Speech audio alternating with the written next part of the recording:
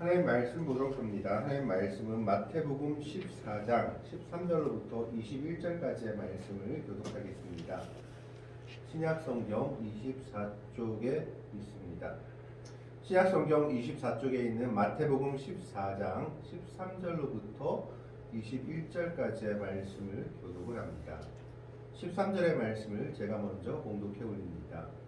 예수께서 들으시고 배를 타고 떠나사 따로 빈들에 가시니 무리가 듣고 여러 고을로부터 걸어서 따라간지라. 예수께서 나와사 큰 무리를 보시고 불쌍히 여기사 등에 있는 병자를 고쳐주시니라. 저녁이 되매 제자들이 나와 이르되 이곳은 빈들이요 때도 이미 저물었으니 무리를 보내어 마을에 들어가 먹을 것을 사 먹게 하소서. 예수께서 이르시되 갈 것 없다. 너희가 먹을 것을 주라. 제자들이 이르되 여기 우리에게 있는 것은 떡 5개와 물고기 2마리 뿐이니이다. 이르시되 그것을 내게 가져오라 하시고 무리를 명하여 잔디 위에 앉히시고 떡 5개와 물고기 2마리를 가지사 하늘을 우러러 축사하시고 떡을 떼어 제자들에게 주시매 제자들이 무리에게 주니 다 그를 먹고 남은 조각을 12바구니에 차게 거두었으며 21절의 말씀을 같이 읽습니다. 먹은 사람은 여자와 어린이 외에 5,000명이나 되었더라. 아멘. 오늘 본문 말씀은 우리가 잘 아는 오병이어의 기적의 이야기입니다. 이 오병이어의 기적 이야기는 사복음서에 모두 다 기록되어 있습니다. 마태복음에는 14장 13절로부터 21절까지, 마가복음에는 6장 35절에서 44절의 내용이, 누가복음에는 9장 10절부터 17절의 내용이, 요한복음에는 6장 1절로부터 15절의 내용이 오병이어에 관한 이야기들입니다. 거의 일맥상통하지만 조금씩 차이가 있는 내용들이 있는 것을 봅니다. 오늘 본문에는 나와 있지 않지만 요한복음이나 다른 복음서들에는 너희가 먹을 것을 주라 라고 얘기하니까 200데나리온의 떡이 부족하다라고 제자들이 계산하는 장면이 나오기도 합니다. 그런데 이 오병이어의 이야기를 보면서 많은 성경학자들이나 때로는 좀 급진적인 자유주의 신학자들은 이것을 여러 가지로 해석을 합니다. 아니 어떻게 오병이어 떡 5개와 물고기 2마리로 남자가 5,000명, 여자와 아이까지 치면 거의 2만 명이 되는 사람들이 먹을 수 있느냐라고 의문을 표하면서 심지어 이 사람들이 다 먹으려면 시간도 부족하다라고 생각하며 이것은 허구적인 이야기 같다라고 하면서 이것의 의미를 여러 가지로 해석하기도 합니다. 첫 번째 해석은 어떤 해석을 하냐면 요한복음에 나온 것처럼 아이가 도시락을 내어놓으니까 아이가 도시락을 내어놓은 곳에 감동한 여러 사람들이 숨기고 있던 도시락을 꺼내놔서 같이 나눠 먹었다는 의미다라고 해석하기도 합니다.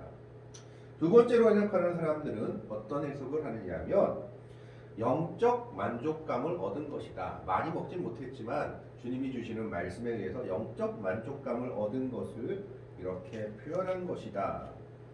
또 오병이어라고 해서 떡을 떼는 것을 해서 세 번째로는 성만찬에 관한 이야기를 이렇게 은유적으로 풀어낸 것이다 라고 해석하기도 합니다.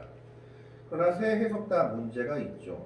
왜냐하면 오늘 본문 말씀과 전혀 매치되지 않기 때문입니다. 먹고 남은 것이 12강주이나 되었고, 그리고 첫 번째 해석처럼 아이가 내어놓은 곳에 감동받아서 사람들이 자기 도시락을 내어놓아서 같이 나눠 먹은 것이라면 이 당시 사람들이 도시락을 준비한 사람들이 많지 않았다라는 겁니다. 그래서 아무리 아이에게 감동해서 도시락을 내어놓아서 나눠 먹었다 할지라도 이 많은 무리를 먹일 수 있을 정도의 도시락은 없었다라는 것입니다. 그래서 이 해석들은 여러 가지 문제점들을 안고 있습니다. 그런데 오늘 말씀을 보시면 예수님이 어디를 가신다는 얘기를 듣고 아는 사람들이 따라옵니다. 13절 말씀을 보면 예수께서 들으시고 배를 타고 떠나사 따로 빈들에 가시니 무리가 듣고 여러 고을로부터 걸어서 따라간지라. 왜 이렇게 예수님을 따라갔냐 하면 요한복음에는 그 이유가 정확히 기록되어 있습니다. 예수님이 병자를 고쳐준 것을 보고 많은 사람들이 혹시나 나도 병을 고칠까, 또 나에게도 예수님의 은혜가 임할까 싶어서 여러 군데서 나와서 예수님이 왔다는 소식을 듣고 따라간 것입니다. 그래서 예수님은 그 사람들을 보고 14절에 예수께서 나오사 큰 무리를 보시고, 14절 한번 들어주십시오.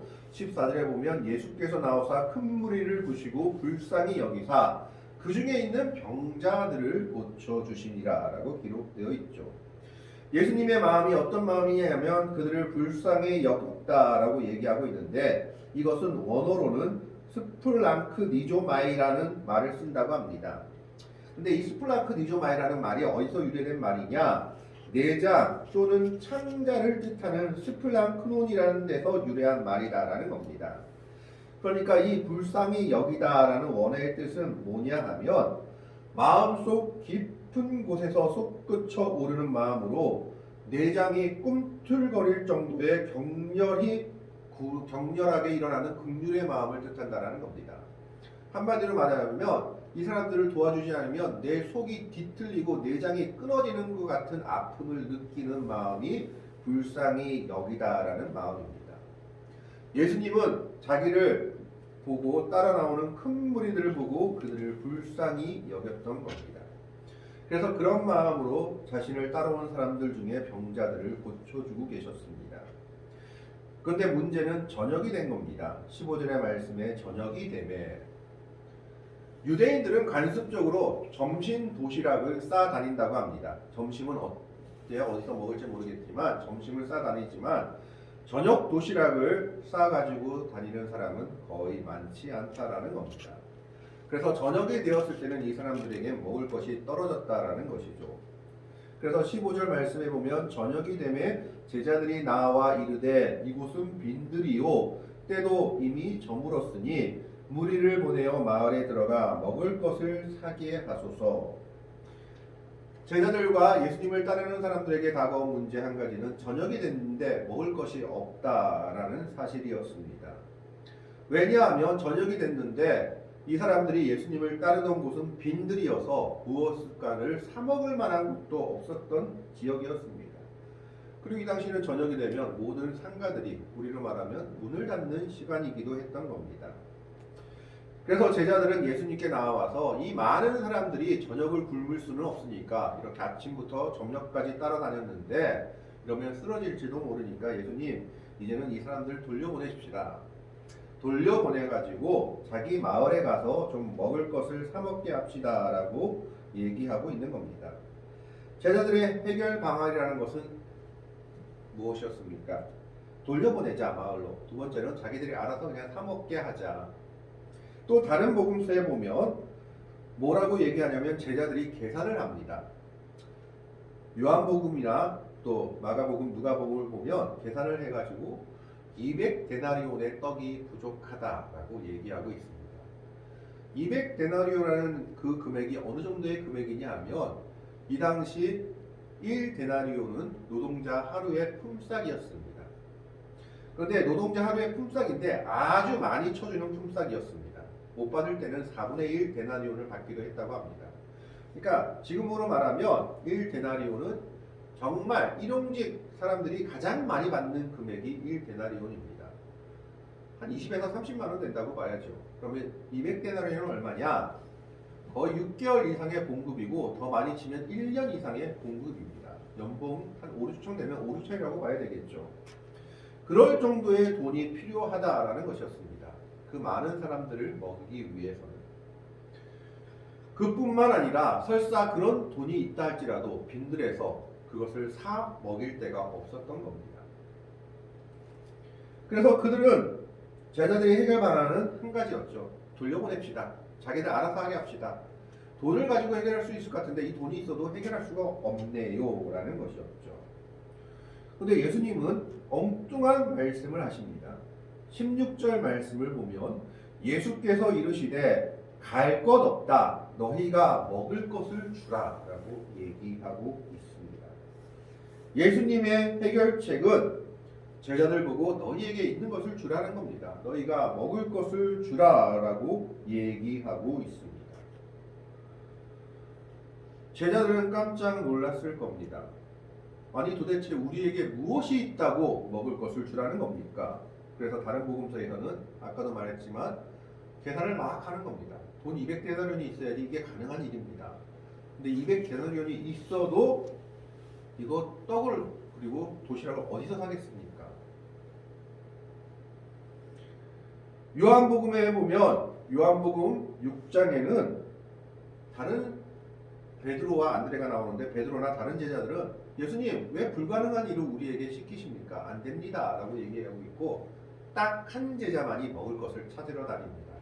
안드레입니다. 그래서 안드레가 먹을 것을 찾아오는데 바로 어린아이가 가지고 있던 도시락 하나, 보리떡 5개와 물고기 2마리를 찾아오죠. 예수님의 말씀에 누구도 순종하고 우리가 주겠습니다 라고 말하는 사람이 없습니다. 예수님 이것은 안 됩니다 라고 모두가 얘기하고 있습니다. 왜 이런 일을 이야기합니까? 오늘 말씀에도 보면 17절의 말씀을 보면 제자들이 이르되 여기 우리에게 있는 것은 떡 5개와 물고기 2마리 뿐이니이다. 이것이 어감이 어떤 어감이냐 하면 예수님 우리는 이것밖에 없습니다 라고 말하는 것이 아니라 예수님 이거 가지고 뭐 하겠다고 우리 보고 먹을 것을 주라고 합니까는 약간은 반광과 약간 반항의 어조인 겁니다. 예수님 우리 이거 있어요 라고 얘기하는 것이 아니라 도대체 우리한테 먹을 것을 주려고 하는데 우리 지금 겨우 있는 게 떡 5개와 물고기 2마리입니다. 이거 가지고 뭘 하겠습니까? 라고 지금 반항하면서 질문하고 있는 내용인 겁니다. 이때 예수님께서 말씀하시죠.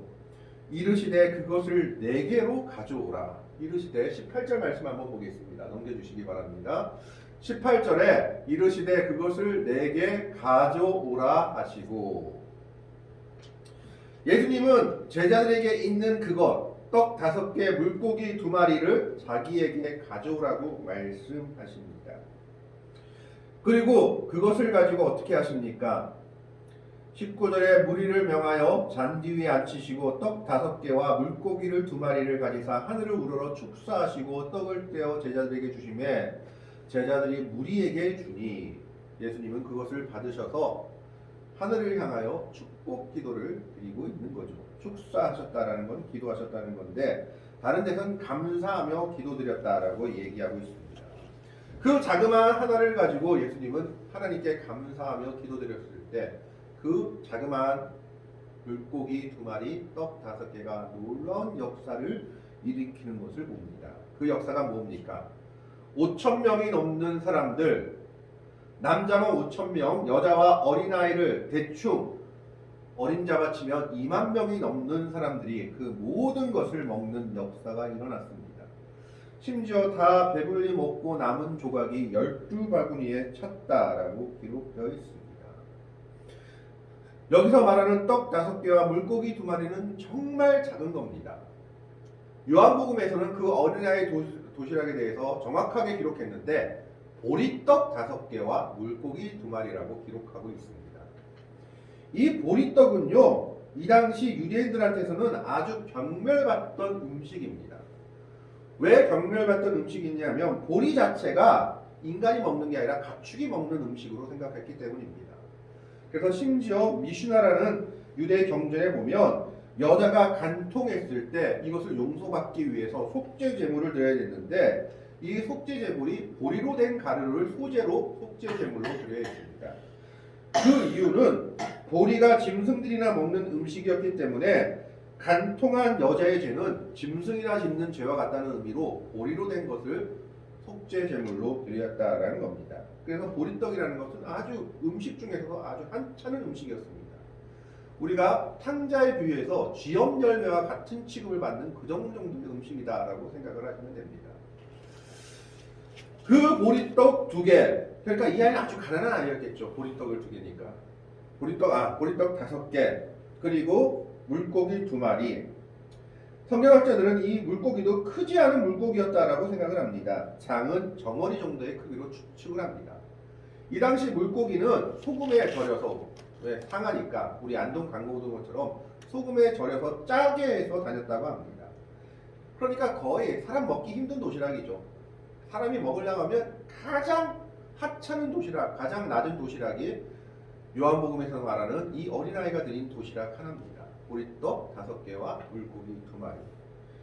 그런데 이것을 드리니까 이것이 주님의 손에 들어가셔서 주님이 감사하며 축사하고 기도하시니까 남자만 5,000명이 되는 사람들이 먹고도 남는 놀라운 역사를 일으키는 도구가 된 것입니다.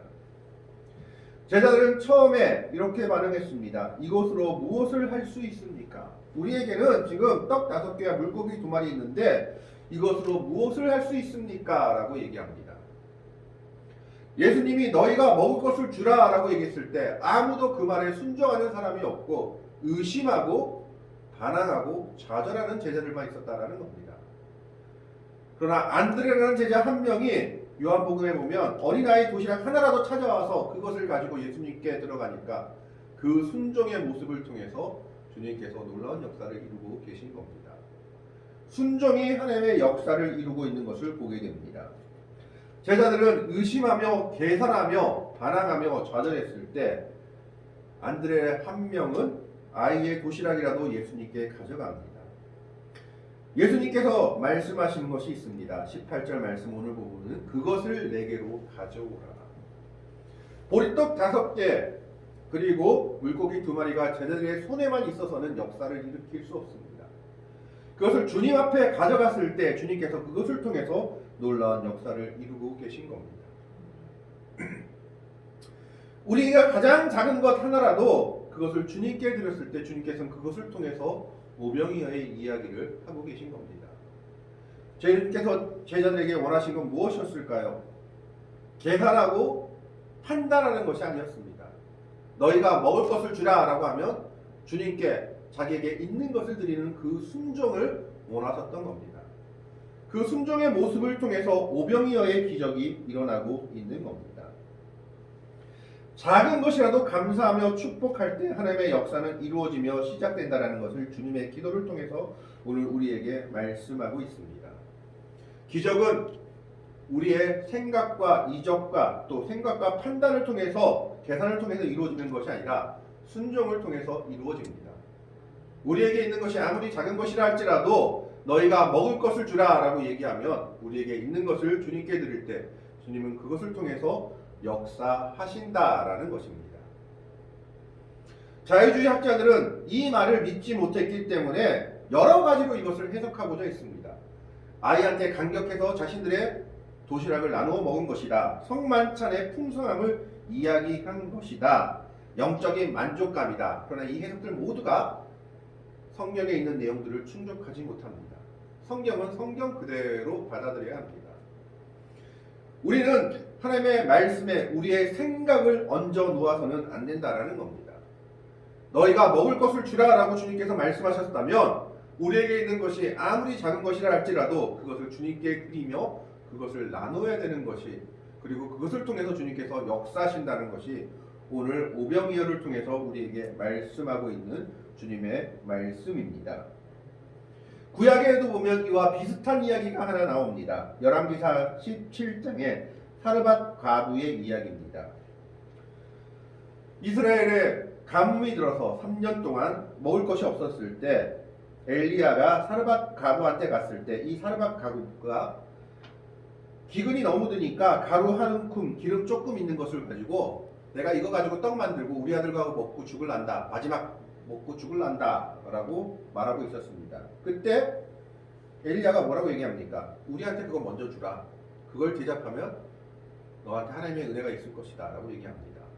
이때 사르밧 과부가 정말 마지막 죽기 전에 한 번 먹으려고 남겨두었던 가루 한 움큼 기름 조금을 가지고 엘리야 선지자 이름을 먼저 대접합니다. 떡을 만들어서. 그러고 나서 어떤 일이 일어납니까? 성경에 보면 통에 가루와 기름이 떨어지지 않았다라고 성경은 기록하고 있습니다. 기근이 있는 내내 그 통에 있는 가루가 끊어지지 않았고 통에 있는 기름이 끊어지지 않아서 그것을 팔아서 생활했고 그들은 무사히 기근을 넘길 수 있었다라고 성경은 이야기하고 있습니다. 선지자의 말에 이 사르밧 가부가 순종했을 때 하나님께서는 그 기근을 넘길 놀라운 은혜를 허락하신 겁니다.